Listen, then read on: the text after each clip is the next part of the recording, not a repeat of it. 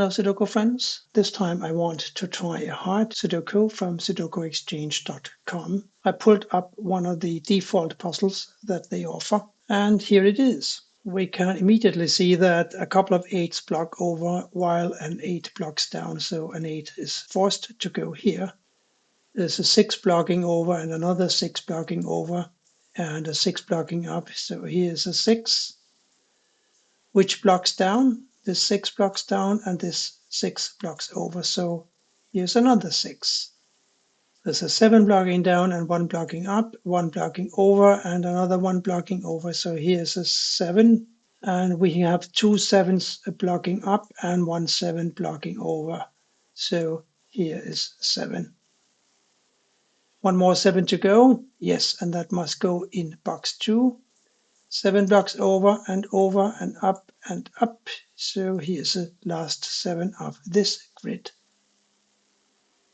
I have noticed that hard and even more difficult grids start off quite easy and then they get progressively more difficult.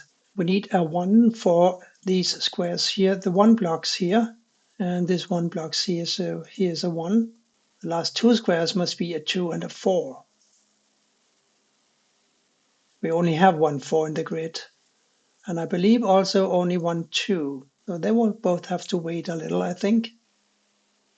We also have only 1 3. So 1 3 and 1 2 and 1 4. That is not a lot. But we can do something with the 9s. I think we have a 9 blocking down here. This 9 blocks over. So one of these squares must be a 9. And they also block down. So we've got these 2 squares blocked by 9s. This 9 blocks this square, so a 9 must go here. And now this 9 blocks over, so does this and this blocks down. So here's a 9. And these 2 9s block up, while these 2 9s block across. So the 9 goes here. One more 9. No, 2 more, I think. Yes. And we can't solve them yet.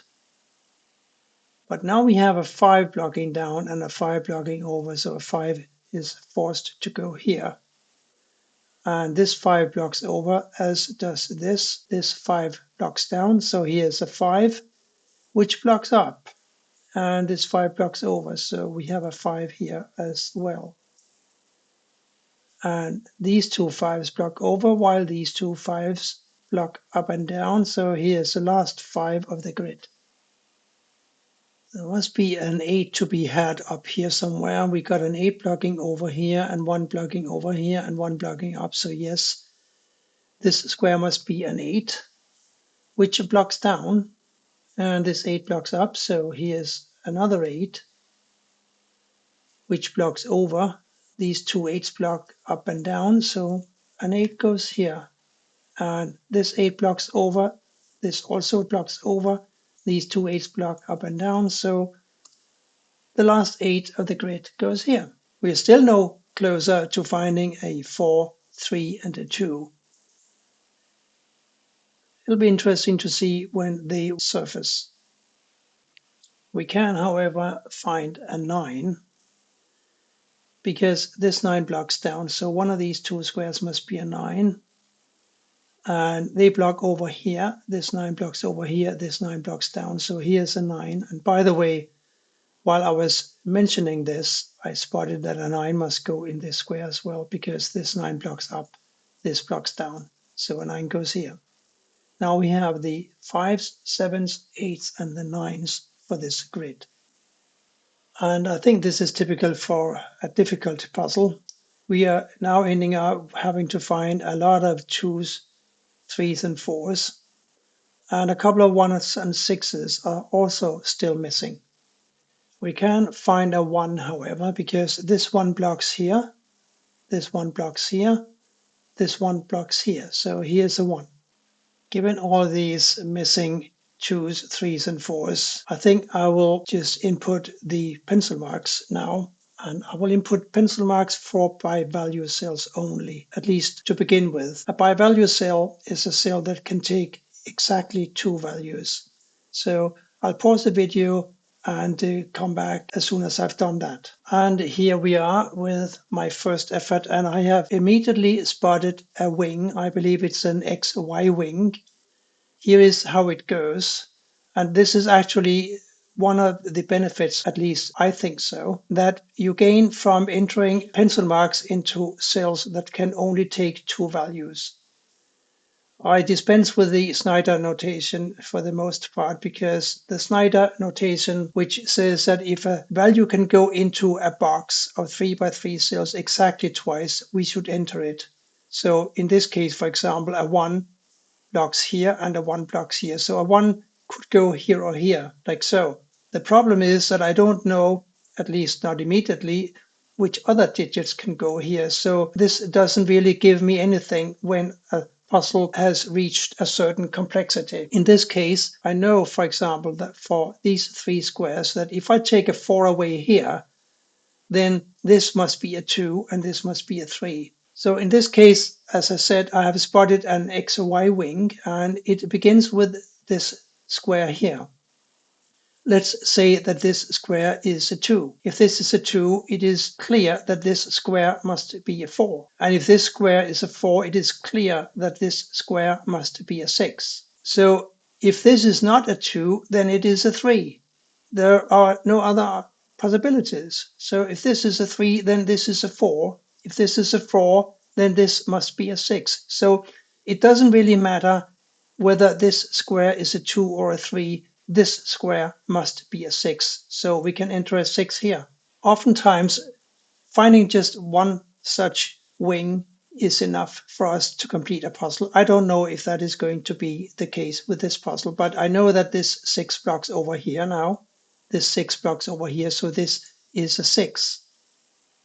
And now this is going to be a 3 or a 4, so I can enter a 3 and a 4 here. We have a 6 blocking down and another 6 now blocking down, so a 6 must go here. If I wanted to continue using pencil marks, I can now enter a value here too, because now these 3 squares must be a 1, 2, and a 3. There's a 2 already in the column, so this is a 1 or a 3.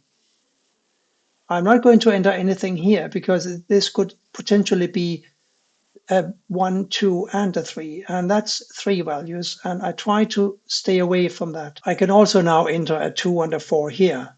This square is important, as are these 2 squares here. I mentioned that I will only input values for cells that can take exactly 2 values, but I have spotted a so-called colored chain. The colored chain works like this. Just for the sake of argument, input a 4 here and a 4 here, because both of these squares could potentially be a 4. But since they can be more than a 4, I haven't input anything here yet, because this square could also be a 2 and a 3. But I want to take away one of the 4s here. And the way that I can do this is that if I look at this 4 here and say if this is a 4, then this cannot be a 4, therefore it must be a 2, and therefore this cannot be a 2, it must be a 3, and therefore this must be a 4, and this must be a 3.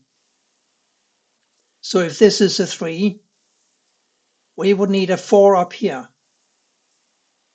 But we cannot have a 4 here because this was a 4 to begin with. Let me explain this again. A 4 is possible in both of these squares, but is only possible in these 2 squares. And that is a point. If this is a 4, this cannot be a 4, it must be a 2. If this is a 2, then this cannot be a 2, it must be a 3. If this is a 3, then this cannot be a 3, it must be a 4, and therefore this must be a 3. But we still need a 4 in this column, and since this to begin with was a 4, this cannot be a 4, so a 4 will have to go here. If this is not a 4, then this must be a 4, and therefore this cannot be a 4, it must be a 3. And this therefore cannot be a 3, it must be a 4, and again this cannot be a 4. So whether this is a 4 or not, this cannot be a 4. So we can remove the 4 candidate from this square. And I'm going to remove it from this square again and we know that for these three squares, we need a 2, 3, and a 4. If this cannot be a 4, then it must be a 2 or a 3. And that gives us a nice pattern here. And the pattern here is called an X-wing. Let me explain. This square we have just established cannot be a 4. So a 4 can go here and it can go here. Now, where else can a 4 go in exactly these two columns and only these two columns? Here and here. So a 4 must go here, here, here, or here. And actually, if a 4 goes here, it also must go here. And if a 4 goes here, then it follows that 4 must go here. So whichever way we look at it, this square cannot be a 4. So for these three squares, we need a 2, 3, and a 4. If it cannot be a 4, then it must be a 2 or a 3. Let us try to do the same exercise with the 4s as before, but using different columns and rows. Let's look at these squares here. They can all be 4s. Now let's look at these squares here and see how they work to eliminate another 4 from the grid. These squares are the interesting ones for this exercise. And once again, here is how this link works. If this is a 4, then this cannot be a 4, and this must be a 4, and therefore none of these squares can be a 4. If this is not a 4, then this must be a 4, and again this cannot be a 4. Why can't this be a 4, you ask?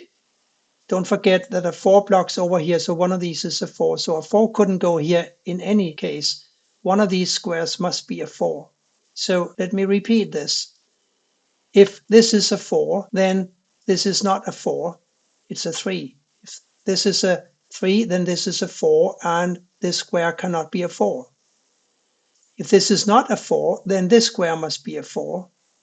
And again, this square cannot be a 4. So we can eliminate this square as a 4 candidate. I know that we don't have any candidates in there as yet, but that is not really the point.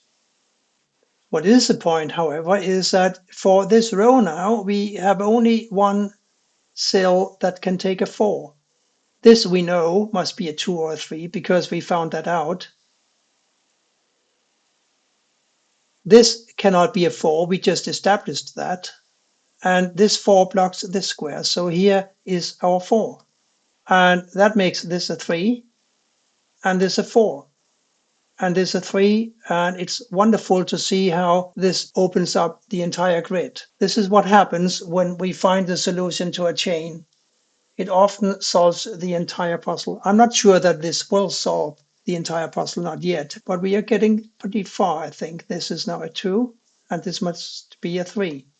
And this must be a 4. That is another beauty of the kind of markup that I have chosen, because as soon as we remove one candidate from a square, we know what the other candidate is going to be.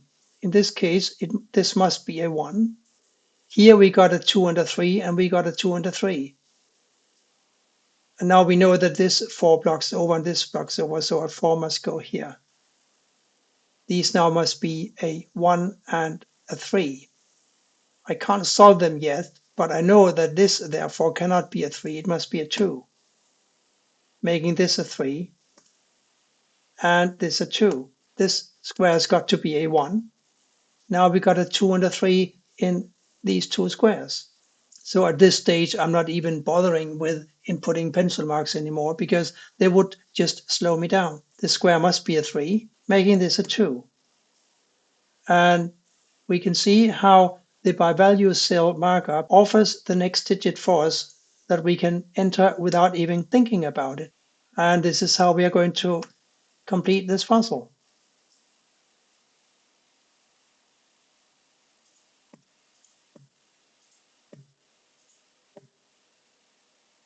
This was a little bit more advanced than my usual puzzle demonstrations, but I think it was nice to see that finding one X-wing and two colored chains or an XY wing actually solved this puzzle. I also admit that finding this without inputting pencil marks would be very, very difficult, and it is beyond what I like to do. I don't want to spend too much time on a puzzle. So in puzzles of this difficulty, I would input pencil marks always. But I would never input Snyder notation like pencil marks because they would hold me back and they would just clutter the grid without offering any substantial assistance. I hope you like this and that you will come back for more. Bye for now.